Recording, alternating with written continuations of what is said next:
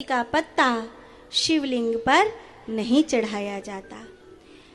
कई बार हमारे शास्त्रों में कुछ लोगों ने, कुछ विधर्मियों ने उलटफेर कर दिया, इसलिए कि हिंदू भ्रमित हो जाए।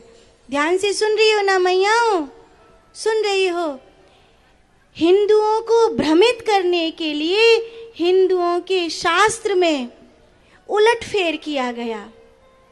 और उलटफेर कैसा? जैसे गणेश जी की कथा सुनते हो, कल मैं सुना रही थी ना आपको कि गणेश जी द्वारे पर छड़ी लेकर के खड़े हैं और वहाँ भीतर सब देवता जाने चाह रहे हैं।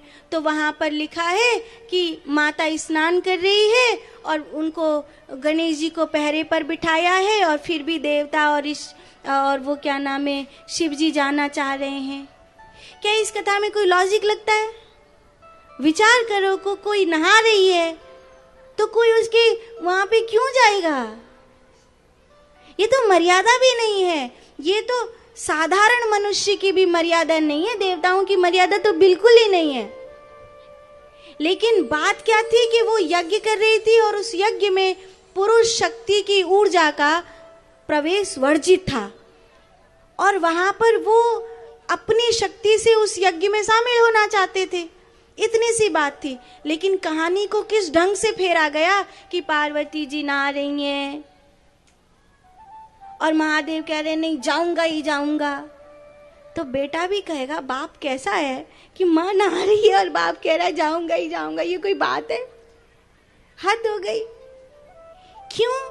ये आपको बहकाने के लिए ऐसी कहानी सुनाई गई है, आपको बहकाने के लिए, आपको हिंदू धर्म में आस्था कम हो जाए, इसीलिए आपको ऐसी कहानी सुनाई गई है कि महादेव अमर कथा सुना रहे हैं और महादेव अमर कथा सुना रहे और पार्वती जी कथा को सुनते सुनते सो गई।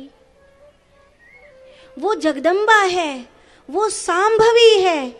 सांभवी अगर किसी के नेत्रों में उतर आए तब नहीं सोती तो वो सत्संग में कैसे सो सकती है? वो कभी सत्संग में नहीं सो सकती।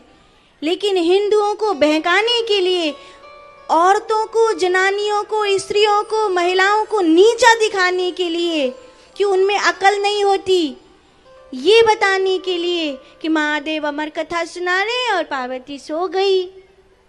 अब मैं आपको कथा सुना रही हूं, आप में से कोई सोया है क्या? कोई मैया सो गई है क्या?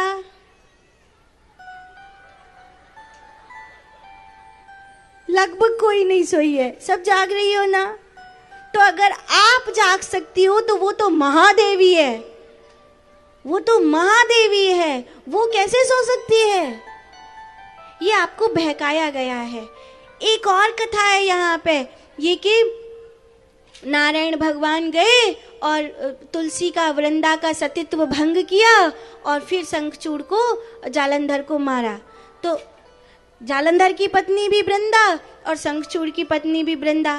तो लोग कंफ्यूज हो जाते हैं, मामला क्या है?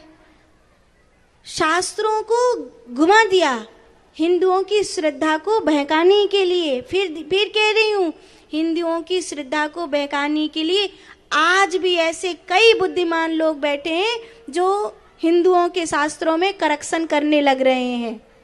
हिंदुओं के शास्त्रों में करेक्शन करके घर घर पहुंचा रहे हैं ताकि हिंदू जो मूल है उसको भूल जाए और गलत फहमियों में फंस जाए। समझने का विषय है कि जालंधर और शंखचूड़, अगर इन दोनों की पत्नी वृंदा है तो वो एक ही स्त्री दोनों की बीवी तो नहीं हो सकती।